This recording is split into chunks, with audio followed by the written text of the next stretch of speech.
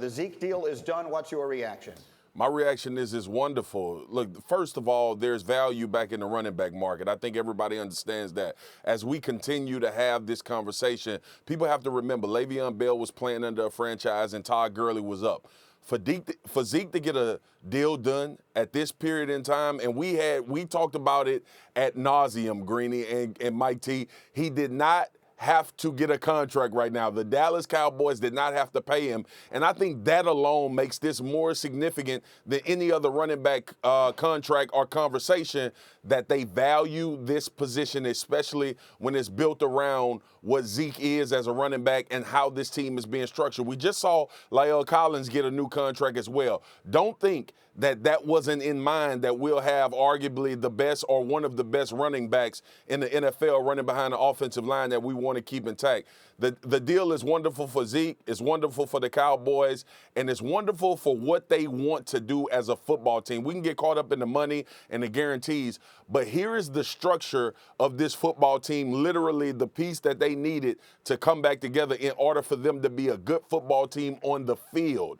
And at the end of the day, that's what everybody's concerned with. Yes, his lone leverage in all of this has been they're a Super Bowl team with him, they're not without him, and everyone knows that. Nick, you've been shaking your head a lot this morning. Well, I think he said, well, you haven't let me talk, saving the best for last, obviously. But I think what Marcus said about him being the linchpin to their team is important. It's not just the offense, it's the defense. That team has had the fewest drives as a defense of anybody since 2016. That's in part because of what Zeke Elliott does on the offensive side of the ball. So he means a lot there. And I think, along with what Marcus said, I don't know why, but I get so happy whenever anybody gets paid. Yeah. So I'm not going to get any of this money, but it feels good to see a guy get paid, a guy who's worked that hard and earns it. And I do remember, I want to bring to your attention that this whole offseason, and God bless Jerry Jones and Stephen Jones for talking and saying all types of nonsense, because it gave stuff for us to talk about all season, but all they've been saying has been nonsense. They said we're not going to reset the market. Not only did you reset the market, you set a precedent of signing a guy 2 years earlier. So you paid him more than anyone else has got paid, and you've set this precedent that other GMs might have a problem with. In case there's anyone not aware of it, you were the president of the Players Association at one time. So yeah. your knowledge of all of this stuff is informed by that. Yeah, I have plenty of experience with Jerry Jones, and it might come off like I don't like him when I say that what he's saying is nonsense. I do like him. He's a fun guy to be around. But I know when his mouth opens that sometimes lies come out. Quite often lies come out, and we've seen a lot of lies this offseason. In fairness to him, that's true in a lot of negotiations with a lot of people, right? They say what seems beneficial on their side. But at the end of the day, they don't have to say it publicly. Let's talk about the fact that he just reset the running back market with a player who had 2 years left on his contract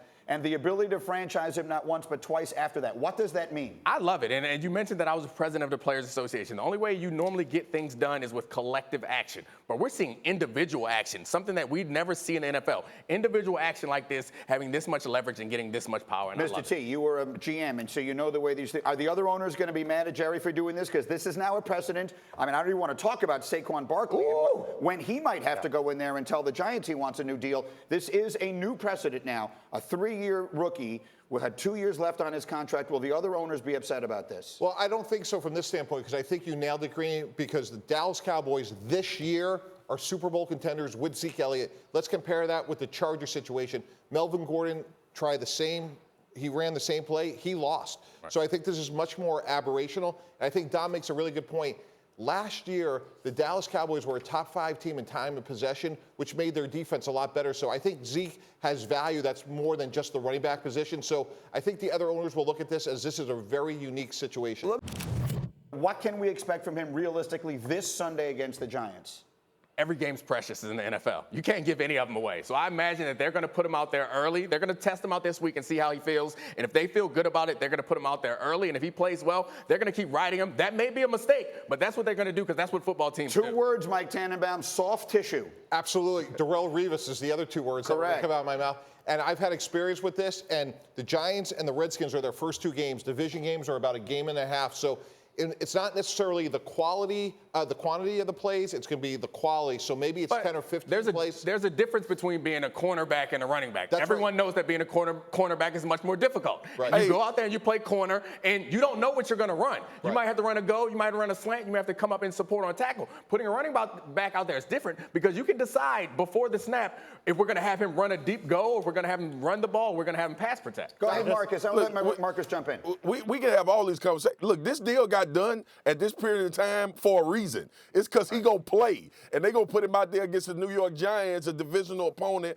where this game is very important. Look, we can talk soft tissue, and I feel you, Mike T, because you've had to deal with numbers and players making sure that they healthy. But there ain't no way in hell Ezekiel Elliott ain't going to be a big part of this game plan and what they want to do. Kellen Moore doesn't have time. Jason Garrett doesn't have time. And the conversation that we just previously had about the Cowboys being Super Bowl contenders, they ain't waiting. They ain't waiting to get this deal done. I know it's 40 days and everybody talk about, look, this deal got done in this period in time so Zeke could be available to play against the New York Giants. Because the worst thing possible that could have happened is that they lost to the New York Giants because they couldn't run the football.